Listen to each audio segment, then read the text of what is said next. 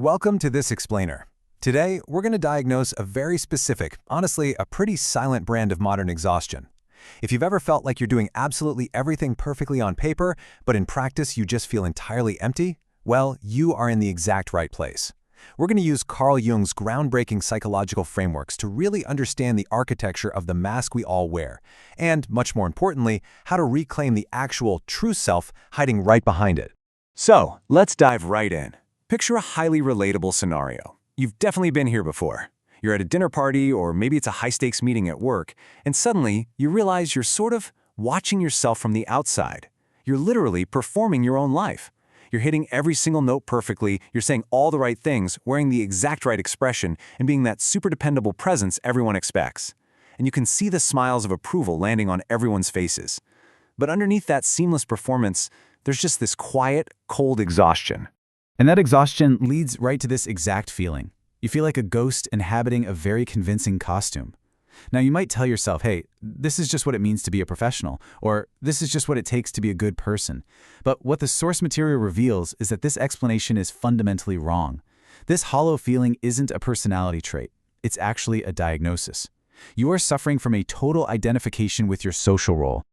All right, Section 1, the architectural blueprint, why we build the mask. The very first thing you have to understand here is that your mask wasn't an accident. You build it out of absolute necessity. Carl Jung called this mask the persona. Basically, the persona is a functional interface that every single human being needs to navigate the world safely. It's literally an evolutionary tool. We all need this interface to function in society, right? To get a job, make friends, cooperate. Having a persona isn't a bad thing at all. It's a completely normal, healthy requirement for human existence. But how exactly is it formed? Well, you learned early on, most likely through what Jung called the parental imago, how to build this mask. These early influences in your environment basically taught you which specific parts of yourself were rewarded with love and approval, and which parts were ignored or even punished.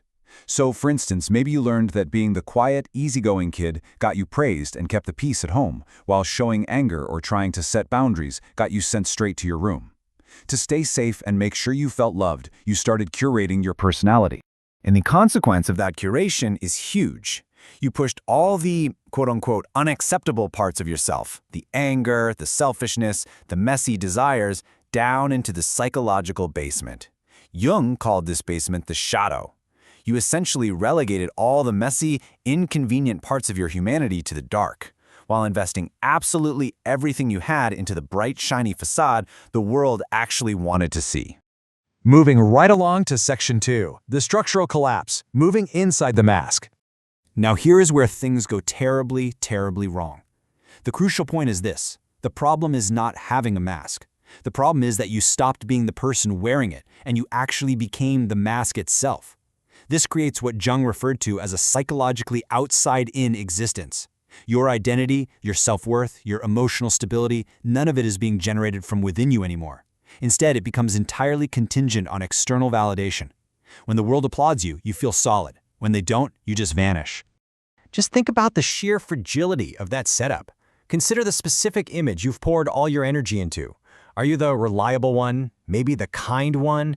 When your identity hinges entirely on a role like that, a minor criticism, like someone saying your reasoning was a bit sloppy or you were acting kind of selfishly, it doesn't just sting. It feels like a total structural collapse. You can't metabolize that criticism because it's striking directly at the load-bearing wall of your entire identity. And the really tragic irony here is that the thicker that mask grows to protect you, the thinner and more starved the actual person behind it becomes. This creates this really stark contrast between managing an image versus authoring a life. Jung's work suggests that most of us spend our entire lives doing the former. You manage your life like it's a constant, high-stakes performance rather than actually inhabiting it. And let me tell you, the biological and psychological exhaustion of managing that constant performance, it is staggering.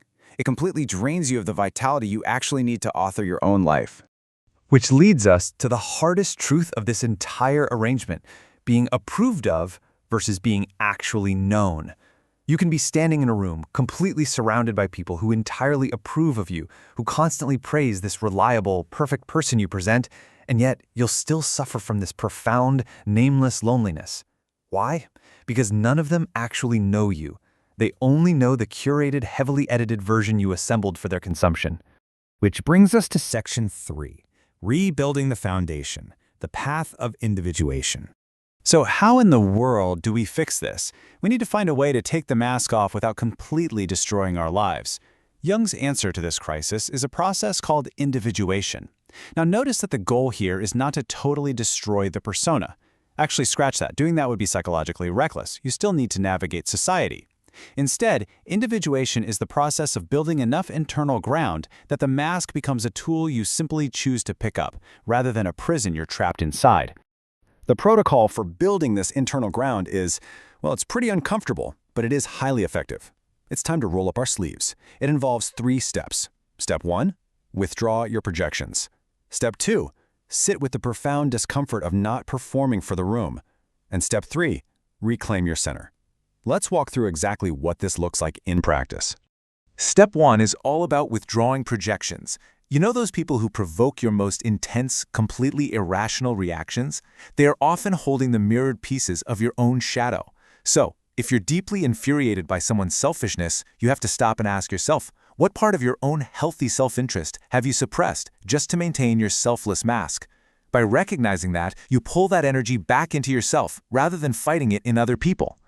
Next, we confront probably the hardest realization of this entire explainer. If you feel emotionally controlled by other people, it is not because they are inherently powerful. It is because you have outsourced your center. You voluntarily surrendered your center of gravity to their opinions just to keep the mask intact. Sitting with the discomfort of not performing means taking that center back, even if it really upsets the people who liked your mask. And that brings us to the ultimate goal, beautifully captured right here. Reclaiming that center is a slow, unglamorous practice of becoming someone who can be rejected without being destroyed. True psychological strength isn't about making sure everyone likes you. It is about surviving rejection and realizing you are still completely whole. It's about letting the actual substantial person behind the mask finally step out into the light. I want to end things today with a provocative question for you to really reflect on. If you recognize your own mask in this explainer, I want you to drop the word solid in the comments and tell me what was the exact moment you realized you were performing instead of actually living. It's a heavy question for sure, but identifying that moment is the very first step toward finding your true substance. Thank you so much for joining me on this deep dive, and keep building that internal ground.